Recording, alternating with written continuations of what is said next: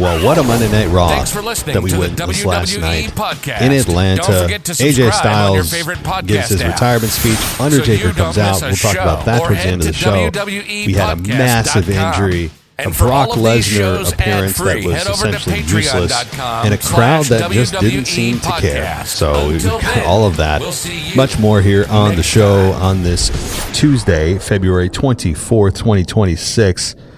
It's time to talk Monday Night Raw, and what a Raw we saw. And I kind of mean that in a backhanded way, in a not so great light. It was looked at as one of the worst Raws of the year. I don't know. Saying something's great or bad is always subjective. I have some highlights, actually, of the show. I didn't think the whole thing was bad. I actually didn't have as sour of a feeling as most people did, and that may surprise a lot of you, because typically I do criticize where others don't. In this case, I may not criticize where others do. So a bit of a flipping of the script here, but we're going to dive into all of it. But I want to welcome you first to the show and also give you an opportunity to go ad-free at patreon.com/WWE podcast. And it's a good time to do it. The final days of our 50% off sale is winding down. So you can take advantage of it by going to the Patreon website and then using the code CHAMBER at checkout. And that'll get you 50% off your first month. So, my God, let's dive in. Let's go right into it. And actually, there's one story that, believe it or not, supersedes all of these. And you must be thinking, what are you talking about? How can anything supersede the third injury to the vision in the last 3 months? And Brock Lesnar. Well, there are rumors floating everywhere, according to Ringside News, 411 Mania, TJRWrestling.net, The Ring Report. A lot of these outlets are reporting that Vince McMahon is quietly exploring WWE buying it back with Saudi backing. And even Eric Bischoff, who has his 83 Weeks podcast and does a really nice job. I really enjoy his show. I listen to it all the time. He thinks that this could be a possibility. Not 100%, but he does leave the door open that this is not impossible. Now, he has no influence on the company, but knowing Eric Bischoff and the fact that he has certainly some experience in this field, his opinion has a little more weight than others. But is it a done deal? Are things official? No. But there are rumors. Is it possible Vince buys back the company? At the end of the day, I'm going to say no. I don't know how that would even happen. It's not like the company's up for sale. But if Vince were extradited and, or rather just kind of the civil case that is hanging over his head that really led to his downfall is, he's adjudicated. He's done. Right? The civil case is over with. Then maybe it's possible that they bring him back. It would also, though, spit in the face of what they are trying to do, which is move on from Vince McMahon. There are several high-ups in the TKO, mainly Mark Shapiro, who has said that the Vince McMahon model of PLEs was outdated and we're not doing what he did. But it would be interesting to see him buy it back. I mean, you talk about, and I'm not kidding you when I say this, despite how hated Vince McMahon was and still is by some circles, if Vince were to ever make an on-camera appearance return on television or at WrestleMania, he would get one of the biggest pops you've ever heard, ever. And that is saying something. I'm not saying it would be the top reaction or it beat Stone Cold, but it would be up there. The reaction that Vince would get, it would be mind-blowing. I don't know if it'll happen. I think at the end of the day, he'll be eventually inducted into the Hall of Fame. And yeah, he's 80 years old. I don't need him on my screen on a regular basis. But he's responsible for this company even existing in the first place. He's responsible for, most likely, you being a wrestling fan right now. So despite what you think of him on a personal level, hard to really deny his professional success and his effect on all of our lives. What happened with Janelle is obviously a sideshow, and it's unfortunate. if that is all true. But his professional career, which I can separate from his personal, is second to none. So, I don't know. I wanted to share that with you because it is floating around that Vince McMahon is potentially in the market to buy back WWE, which would be one of the best comeback stories of all time. I mean, nobody in the arena would boo Vince McMahon. Nobody. I mean, look at Brock Lesnar when he came back. Did you hear a single negative reaction, even though any stray boos when he returned? I didn't. And yet everybody in that arena knew exactly what was going on with Brock and what he was accused of. So, all right, well, let's move on to things that actually happened this week. I wanted to touch on that, though, because it is a big deal if it happens. Huge deal. So we had Gunther in the ring, and he said fans were there to celebrate a loser. He called Styles, Goldberg, and John Cena losers, and then talked about how they ended their careers, which is only true for one of them. Again, not to pour cold water on this. I knew they would do it. Goldberg and John Cena did not have their careers ended by Gunther. That's a flat out lie. I love Gunther. I like what he's building, but I'm calling a spade here. I'm not going to allow this false claim to be true. Goldberg and John Cena retired on their own accord and were retiring whether they lost to Gunther or not.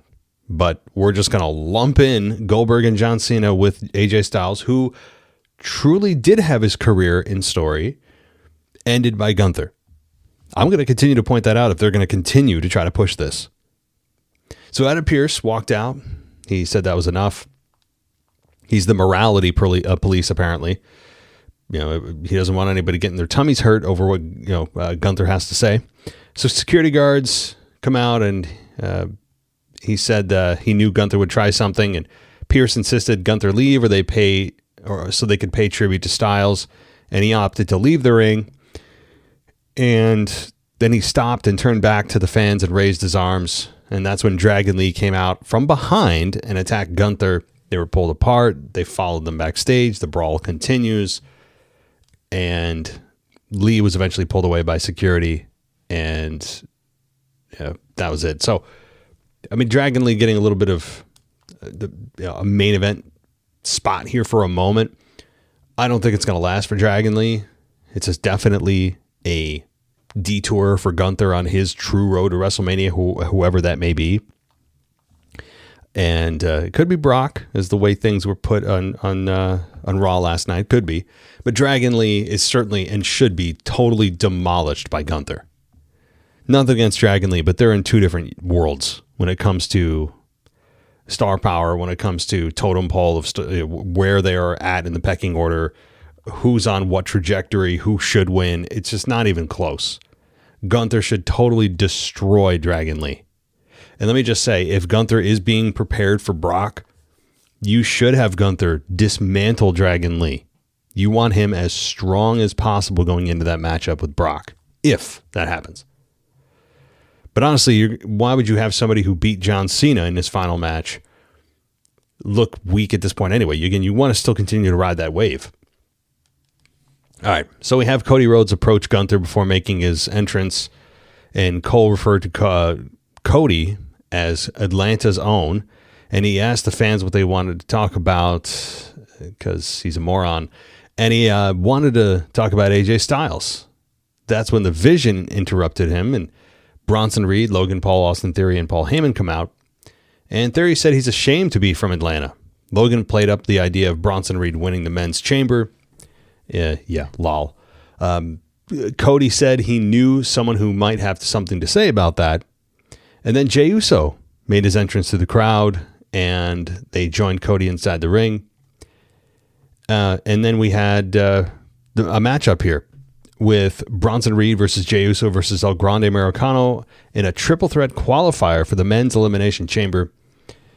And this match went 15 and a half minutes with Jey Uso winning the match. Now, I don't know if Jay was the original pick to win. I'm guessing no. They just pivoted in real time. Bronson Reed should have won that.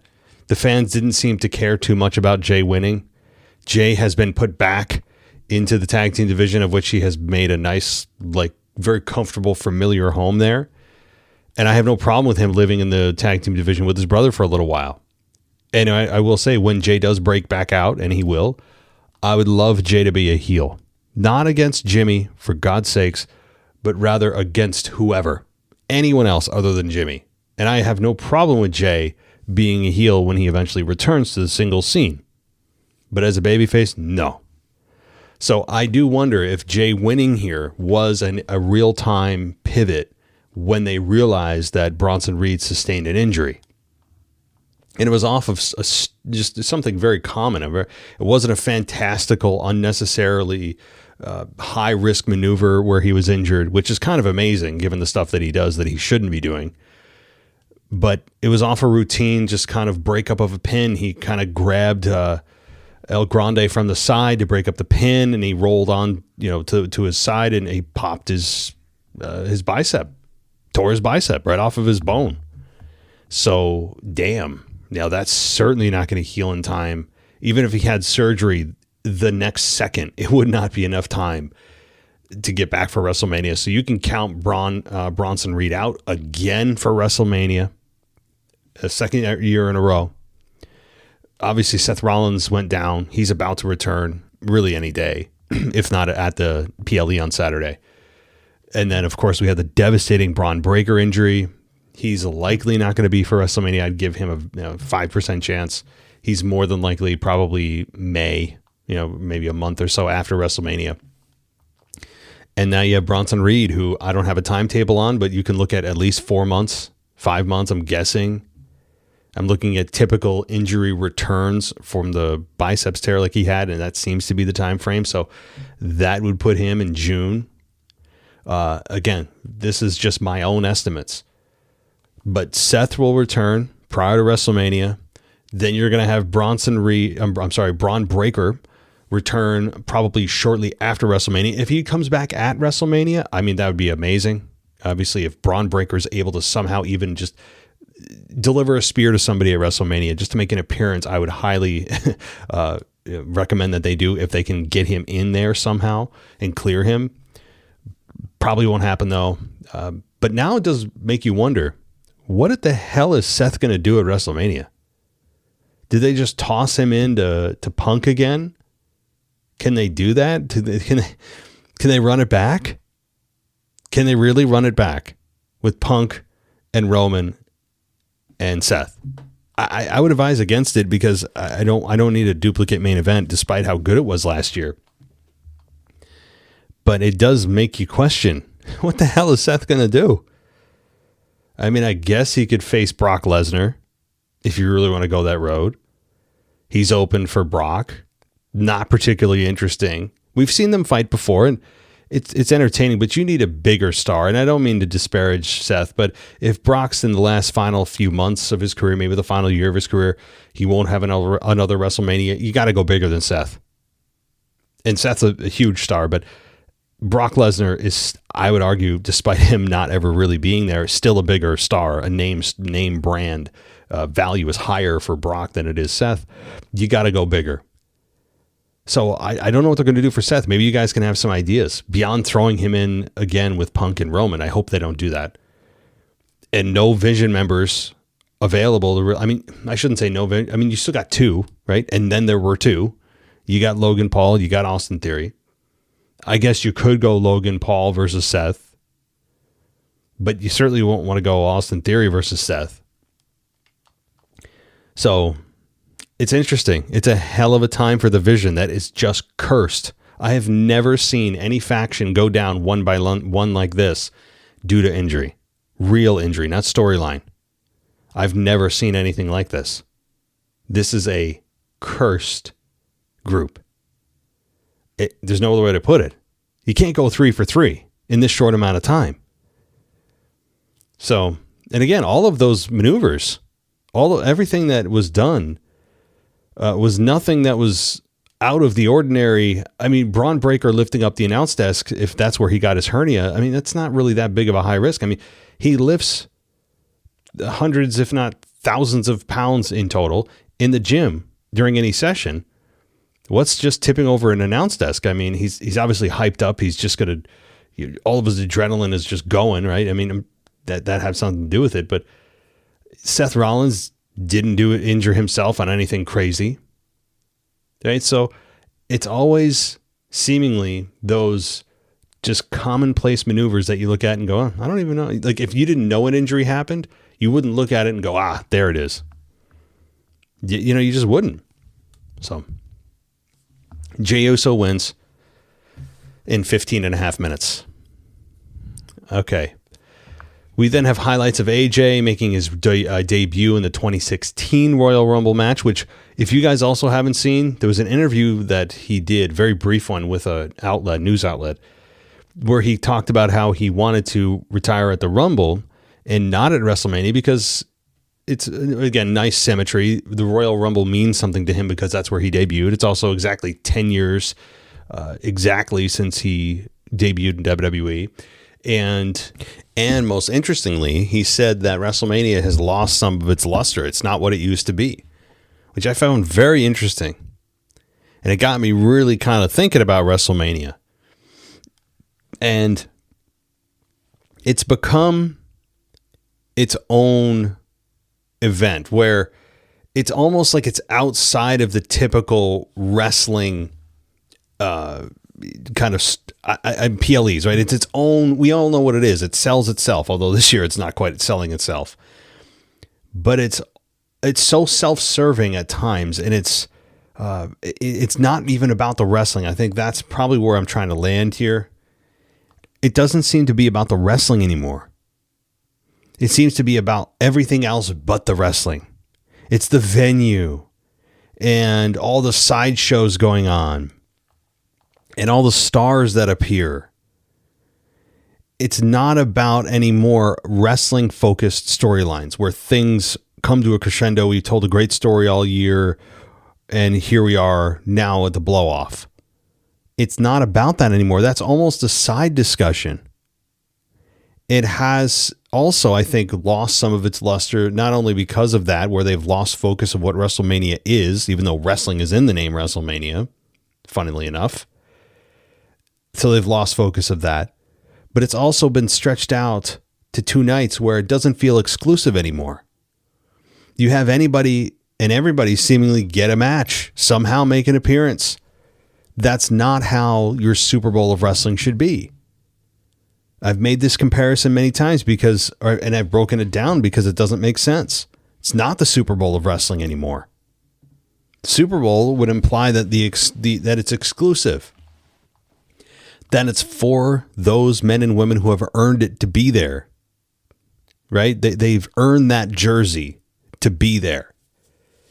And now it's a consolation prize. It's everyone gets a jersey. That's not how you build WrestleMania to make it feel special, to earn a spot on that card. Now, I know it'll never go back because WrestleMania is primarily, especially under TKO's mentorship, is primarily money driven. How can we make the most money no matter what? And the answer is 2 nights. Make those 2 nights 3 hours each, and they make more money on merch. They double their merch sales. They have side shows, the WWE World, signings you can pay for that are extra, upgraded seats. Of course, then you spend a whole bunch of money in Vegas. But Vegas tourism has gone down over the last couple of years too, and the ticket sales are not getting better. TKO needs star power, and they need it badly. They need star power. I'm a big fan of promoting the next generation of wrestling. You need that. You have youth to do that. But if they're worried about ticket sales, and I understand why, you got to bring out the big stars. And yeah, that may mean you have to dig into your wallet and go ahead and pay, I don't know, Stone Cold. He seems to be one of the biggest stars that may be available to do something. And he would be certainly a needle mover if you got him to agree to another match. I'd rather have him doing it in Vegas than in Saudi next year. That's something about him being in Saudi for another match would bring back nightmares of Shawn Michaels taking that money to go and have a horrific tag team match with the Brothers of Destruction. That is just, we're all going to pretend that didn't happen, including Shawn and Triple H and Kane and Taker would love to pretend that didn't happen. So moving on. Again, the Bronson Reed injury happens here. Feel horrible for him. I really do. As just like a human being. I mean, you go all year and you're thinking of WrestleMania and all that, and you're like, God dang, second year in a row. I was the guy with Seth going down, with Braun Breaker going down. I was next up in line. The focus was on me. I was the de facto next guy in line as that leader, and I get taken out within 2 weeks. Horrible. Just, I feel for him. Jeez. All right. So we have Liv come out, and Morgan recalled what Vicaire said to her, and she said she didn't know much about Vicaire's story of scratching and clawing for 10 years and apologized for judging Vicaire, which, by the way, Vicaire and Jade Cargill are in the ring. Okay, so setting the stage here if you didn't see Raw. Morgan said she now needed to focus on her story and turned towards Jade and approached her. Morgan then turned and slammed the microphone on Vicaire's head and just started pounding on her as Jade kind of smiled and watched. And she hit Oblivion to finish the attack and held up the Women's World Championship.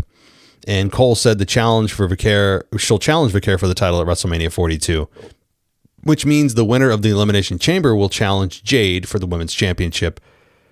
As expected, I have no complaints whatsoever about this. This is one of the bright spots of the show. I think Morgan and Vicaire are a much better pairing than Jade and Liv are. And not just because they're both heels, but because I think Jade could work Rhea Ripley, who's the heavy favorite coming out of that chamber to win.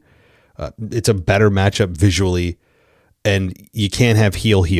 It just would not work with Jade. And the fans, I think, would gravitate towards Liv there if they ended up having to choose, but you're not going to do a heel match at WrestleMania ever. The only one I can think of, and it was by accident, is Brock Lesnar and Bill Goldberg at WrestleMania 20, where the fans wanted nothing to do with either of them because they all knew that they were on their way out. So, you know, and Austin was the referee, which, I mean, it was all about Austin, and he was the damn ref. So we have a nice segment here, not too long. I think it was just well done. Vicaire and Morgan are going to have, I think, a really fun match at WrestleMania. And who do I think is going to win? I mean, geez, it's 7-8 weeks out. I don't know. I'm going to see how they build this. Vicaire is starting to grab some momentum here where she was having issues connecting with the audience because of her language barrier. And they overcame that last week in a very good segment. And they can do that from time to time. In the meantime, I would still highly suggest that Stephanie Vicaire continue to try to work on her English. You're not going to be able to get around that. Fans, you can't expect fans to assimilate to your language. You need to assimilate to theirs. It's how the world works. And that means that you don't need to be speaking fluent English, but maybe start to work on it so that you can say phrases or sentences that you want to get out to the crowd and they can understand you through your heavy accent. That's the way it goes. I mean, sure, when you go to Puerto Rico, any other Spanish speaking country, you're going to have a blast. You don't have to worry about it. But nine times out of 10, you're going to be in an English speaking audience and you're going to have to learn it, baby. Or you're going to have to just rely on those backstage segments where you have subtitles, which again are effective, but it's not a solution as is really a crutch. An effective one, but there's my 2 cents on her. Again, because here's the thing, Vicaire's got a great presence. She's very good in the ring. She's young, she's champion. And Morgan is an established star. She has had one of the great comeback stories as well. She transformed her career over the last couple of years into a place I never thought she'd be. If you remember the Riot Squad, remember Liv, with Sarah Logan and Ruby Riot, and when Ronda Rousey was there, she was just mowing all three of those women down on a weekly basis leading up to WrestleMania 35. I mean, they were just the punching bags, the doormats being used for Ronda Rousey. And now you're looking at Liv Morgan like, wow. I mean, think about this rags to riches story here. It's pretty damn impressive for Liv, given especially her size. You know, she's a small woman. Even in just a non-competitive aspect, she's a small woman. So she's been able to overcome a lot. And it's what's that due to? Well, she's able to talk on the mic, get that connection with the fans. She feels authentic. That's why connecting with the fans on the microphone is so damn important. I don't think the fans so much connected with her in the ring. They recognized she was good, but they really connected with her when she was able to speak and realize, wow, she's got something. She's kind of like Alexa Bliss in that way, where Alexa's not, I wouldn't say Alexa's excellent in the ring where she's most known for that. I think when Alexa's, you poll fans about Alexa, why they connect with her, it's her authenticity. It's the way she speaks. She's got a magnetic personality. You listen to what she has to say. That's why fans connect with Alexa in the same way they connect with Liv. And Alexa also has the kind of vertically challenged, quote unquote, issue. She's not physically imposing, so she has to use other attributes to connect and intimidate opponents. So anyway, I enjoyed the segment. Let's continue. We have, by the way, Grayson Waller show up, and this is during a backstage segment here. We have Kofi, Xavier, and Grayson. And again, he showed up while Saxton made his exit, and Woods, who had his right arm in a sling, took issue with there being a tribute show for someone other than him in his hometown of Atlanta. Again, so I know we saw later on Grayson Waller come out. So Grayson Waller can't be the Masked Man, can he? Can he? There's just no way. You can't have a guy that's already in some kind of flimsy storyline that fans have a very limited connection with be that guy. It can't be. If it's Grayson Waller, that may be next to the Gobbledygooper as the worst reveal of all time. So Natty versus Maxine Dupree was next, and this only lasted 1 minute and 15 seconds because Natty ended up kicking Maxine into the ring post. And Maxine sold it well. I mean, she looked like she was shot. And it was funny to watch in a way because literally looked like she was killed. And I'm laughing because it's a credit to Maxine. I've never seen anybody do that and flop like she had just been shot. And Natty ends up winning via ref stoppage. And she laughed while looking down, and they tended to Dupree while Natty was smiling. So I know people are crapping on this, and this is one when I talked about the Open, I'm not going to agree with the majority of fans here. That's seemingly anyway what I've heard. I think this was effective. And the analysis I'm reading, particularly from the website I listen to or watch, which is Pro Wrestling Net, and I love what they do. The analysis is, quote, I get what they're going for, but the finish was rough, especially with the legitimate Bronson Reed injury occurring during the opening match. No, I would say that, the timing of the legit Bronson Reed injury did not work well with the then feigned injury, which was planned for the secondary match. Yeah, I mean, but we all knew the difference. We know the difference. And we're okay with the difference of a planned injury and a worked injury that most fans can tell when it's worked, and we're okay with that. We don't need to actually wonder if the injury's real. All right, we don't need a kind of screwy Seth Rollins feigned injury he had with LA Knight only to throw the crutches away and his knee injury was fake. We don't need that. Like, I'm fine with knowing the difference between the real injuries and the non-real injuries. Like, that's fine. I should know. So I think also looking at Natty doing what she did to Maxine is it made Natty look a little nasty, and people are crapping on Natty for this. I was so short. I really don't have any negative thing to say about this. It was a short to the point segment. So I that's it. Okay, we had some kind of clubhouse segment here that I'm going to completely ignore, because that's what we do on this show. We give special attention to that imaginary Judgment Day that still exists. So we completely ignore it out of total disrespect for it even and still existing. Then I'll continue to do that. So moving on, because I don't care. I literally don't care. And they deserve disrespect. The group, the concept of the group. I know. So some of you may be new here. You're like, what do you mean? Why is he skipping over that? What do you mean disrespect? The concept of the group, not the individuals in it. I know it's hard to detach the two, but I detest and ignore the actual Judgment Day still existing, because it should not exist anymore. It should not. In my mind, they broke up a long time ago. I don't care what I see on TV. Right? Like, in my own mind, I have made it so. So that group is gone. And that concept of the group deserves all of the disrespect that I can give it. Okay. So Brock Lesnar Cole said Brock Lesnar would appear after the break.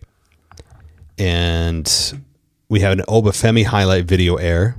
Now, was that a little bit of foreshadowing? Maybe. We had Adam Pearce, a crew member, ask why the mystery crate was there, and she told him that Nick Aldis had her bring it to Raw, and Pearce told her to put the crate on the truck headed for Chicago. Pearce said he and Aldis would open it together on Saturday. Great. So they're going to have a little bit of a Christmas morning together opening their present, which could it be Chris Jericho? Yes. Could it be Seth Rollins? Yes. Could it be Hornswoggle? Yes. The most likely, I honestly don't even know what the most likely is. Like, we all think Chris Jericho, but then we're hearing his contract is frozen from AEW, which is that the purpose of it, to throw that news out there to get you off the Chris Jericho trail, perhaps. So really, it's possible for anything at this point. It's not a bad hook.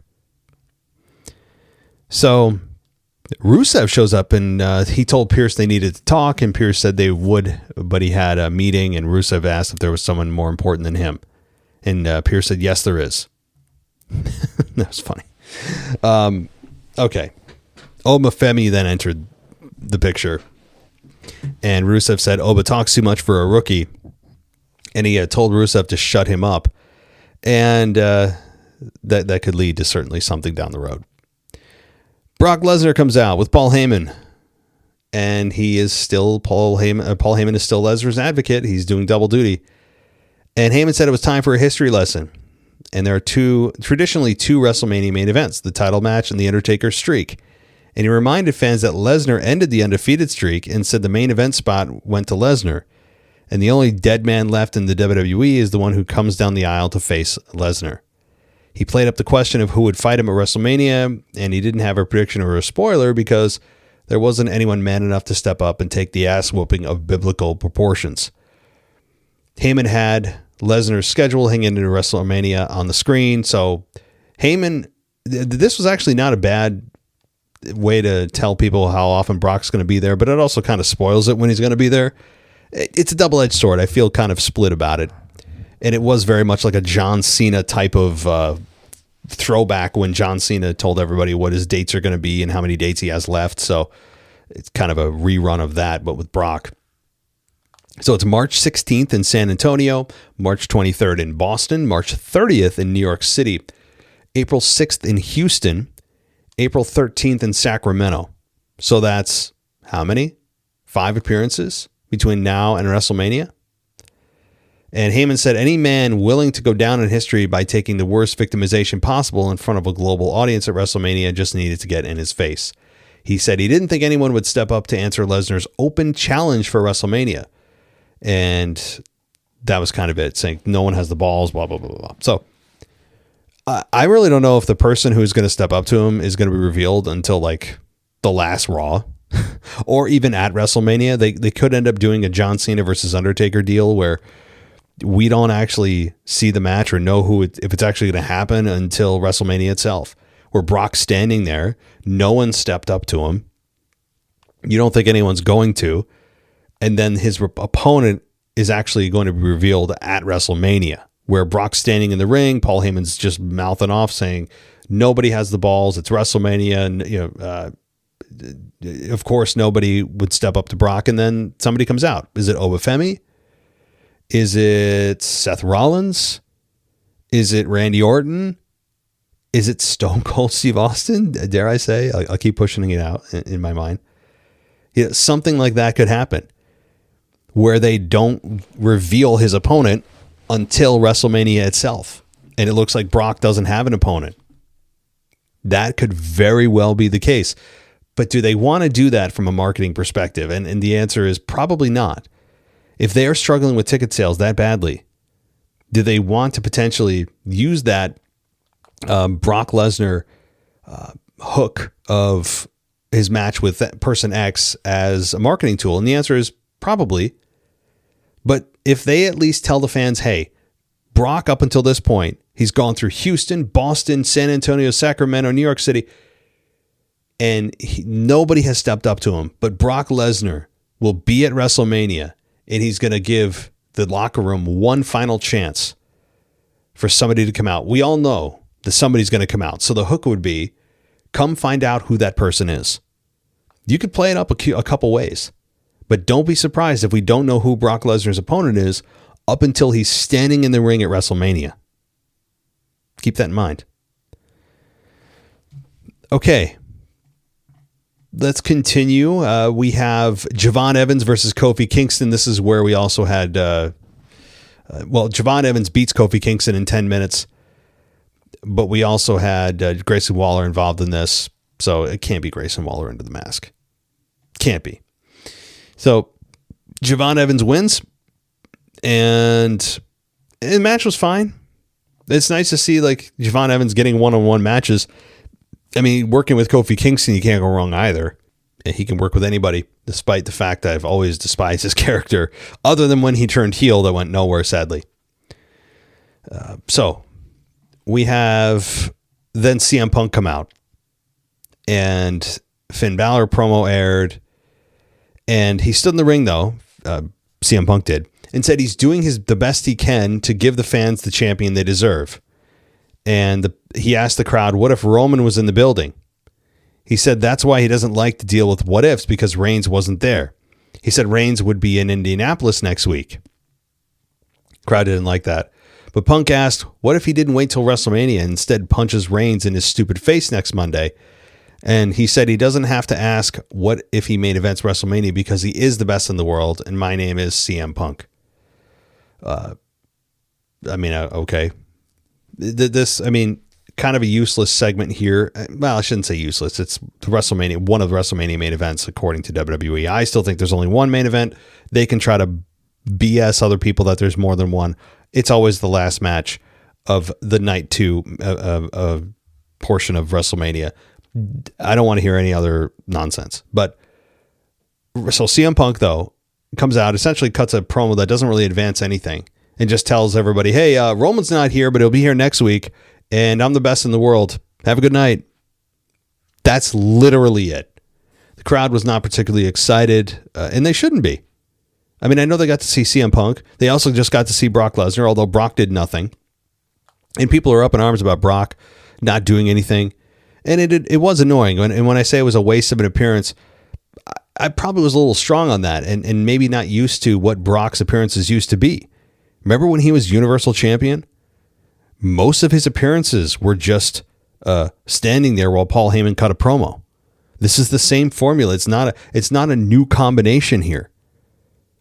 Most Brock Lesnar appearances are going to result in him just standing there and Paul Heyman just talking for him while he gets paid tens of thousands of dollars to be there for one appearance, just standing there.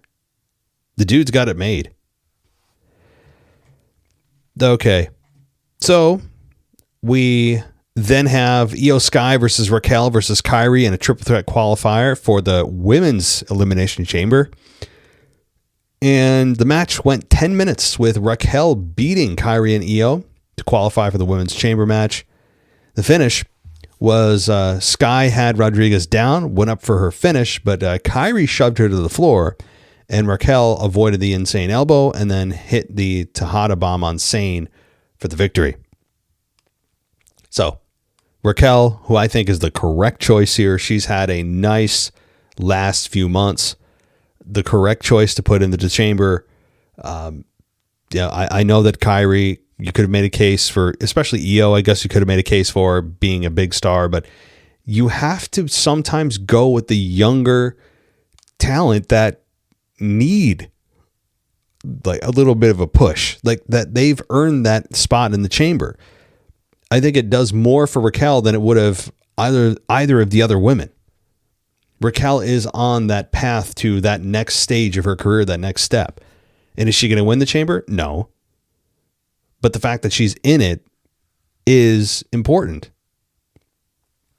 Okay, again, then we had Cole announce Bronson Reed suffer a distal bicep tear, which again is really unfortunate. And this is according to Pro Wrestling Net. It says a quick search shows that a distal bicep tear is when the tendon that connects the biceps to the forearm tears. The listed recovery time is 3 to 6 months. Yep. Yeah, that's about what I saw too. It's really unfortunate. So again, that puts you at, if that is a true time frame, and he's not Superman, then you're looking at any time between May and May and July, roughly. Sad. Okay, we then had a AJ Styles video package aired to the tune of Creed's Higher, which that was awesome. I mean, Creed's Higher, that was somebody had some like late 90s, early 2000s flashback over the weekend, and they said, you know what, we're gonna bring it back here. We're gonna do a throwback song. Higher is, I mean, that's like 2000, if it maybe a little bit later, but we're looking at a good quarter century since that song's been out. I love that song, and we've all heard it. Whether you love it or not, you've heard it. So it's interesting that they went with such an old song. It felt very much like a throwback. I'm surprised they didn't do My Way. They really should do that at some point. Just throw My Way into some like WrestleMania promo. It's so iconic and so synonymous with The Rock and Austin at WrestleMania 17. I would love to know somehow that we could, if you could measure it, how many sales of CDs that were solely off of that wrestling promo. The WWE deciding to use My Way by Limp Bizkit. How many sales were directly because of that video package? It's the most iconic video package of all time. There's a lot of good ones, but I do wonder. But so anyway, this choice made me think back to that time. I have no issue with it at all. It's kind of nostalgic for me. Some of you weren't even born when that song came out. But AJ Styles came out and he slapped hands. He came into the ring. He says if he gets a little choked up, it's not because he's sad. He told the fans that he was grateful to be in Atlanta. He grew up 45 minutes down the road in Gainesville. He said people don't get to have celebrations like this when they retire, so he was very thankful. He said he's still a kid from Gainesville who fell in love with pro wrestling, and said he wrestled in Gainesville, at the Asylum in TNA, at the Tokyo Dome in Japan, and under the bright lights of WrestleMania. He recalled working with Christopher Daniels, Frankie Kazarian, and Samoa Joe in TNA. And he said he left TNA with some uncertainty and met some good brothers in Japan. And Luke Gallows and Carl Anderson showed him how to have fun in pro wrestling. And Styles said he's done almost everything. He hasn't been a full-time, but he said he hasn't been a full-time father. His family was in the crowd. He said he's missed birthdays, anniversaries, games. It sucks. He said his biggest flex is having the best wife in the world. He said she never slowed him down or told him to stop, and she pushed him. He said he watched his kids grow up on FaceTime. You're the one. I love you. Styles told his wife, and he thanked his kids for being there. Yeah, I mean, so that was very heartfelt. Very much. I mean, that's good stuff from Styles here. He said many things have not gone the way the fans wanted when he faced Gunther at the Rumble, and he said things didn't go the way he thought they would, but it's actually poetic about how, the Rumble from 2016 to 2026, the 10 years there. And he told the fans he would have been nothing without them. And he told them he loved them and thank you. And that's a thank you AJ chant broke out. Everybody was on stage. And that's when the Undertaker's gong sounded, which I didn't expect to see. The American Badass was on the screen, and he drove a motorcycle to the ring. Again, I feel like we're back in 2000. And he looks at AJ and he says, so you're just going to leave this stuff and go? And he said, but me and you got unfinished business. And, you're thinking, wait a minute. Whoa. The Boneyard match? Are we going to do part 2 here? That had to be running through your head. But he said, what did he say? He put his hands on his shoulder and said, AJ, it's my esteemed honor to inform you that you're going to be the newest inductee into the 2026 Hall of Fame. That was it. Good stuff by AJ. Taker being there it was kind of cool. Obviously it's not another match, but having Taker there, fine. Hearing the gong is obviously iconic and kind of a throwback night, not on purpose. But AJ being inducted does put a bow on his career. I think it solidifies the fact that AJ is not going to have a match at WrestleMania. And, I think that trend here, this more recent trend of things not needing to end at WrestleMania all the time with people ending their careers, is a nice turn of events. Now, I said that WrestleMania doesn't feel as special, but it also kind of restructures how you think about the rest of the year in WWE, that not everything needs to end or start at WrestleMania, that big things can happen throughout the year, that not everything needs to culminate at that one event. And I have had a bad habit of thinking that, and that, that's the center of the year. And a lot of times it's more entertainment than it is about wrestling. When I say entertainment, wrestling is entertainment, but I'm talking about the sideshow crap, all the other stuff that goes along with WrestleMania. But I think we need to kind of rethink about how we look at WrestleMania and what it means for storylines and what it means for retirements, that not everything needs to happen there. So anyway, AJ, good stuff here. Not going to have another match. At least not in WWE. He could go back to TNA. I don't know if he's actually done with pro wrestling as a genre. I don't know if he will be. He certainly still is able to go. And maybe while he's able to still go and in the physical shape that he's in, he may want to have a few more matches in TNA or wherever he wants to go. AEW, do I dare say? And there's a lot of speculation too that WWE is stringing him out to the Hall of Fame so he can't appear in AEW, at least between now and WrestleMania. So there is some kind of cynical potential motivation on WWE's part. But do I dare say AJ may not be done? And you know what? It may be sooner than later that he's not, because while he's in this shape, you don't want to be, say I'm done, I'll take a few months off and be out of shape. Then you got to get back in shape to get back in the ring. And I don't know if he's going to want to do that, right? He may want to strike while it's hot and while he's feeling good. So those are my thoughts, everybody, on this Monday Night Raw review. Hope you enjoyed it. I'll be back in a few days for your mailbag and prediction show.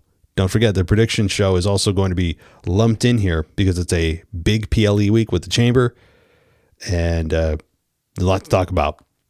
Again, go to Patreon if you want to go ad-free, patreon.com/WWE podcast. Use the code CHAMBER at checkout. Last few days of the sale, and then it's going away. And it will be into solely WrestleMania. After this, no more stops. We're going straight to WrestleMania. Thanks, everybody, and we'll talk in a few days. Thanks for listening to the WWE Podcast. Don't forget to subscribe on your favorite podcast app so you don't miss a show, or head to WWEpodcast.com. And for all of these shows ad-free, head over to patreon.com/WWE Podcast. Until then, we'll see you next time.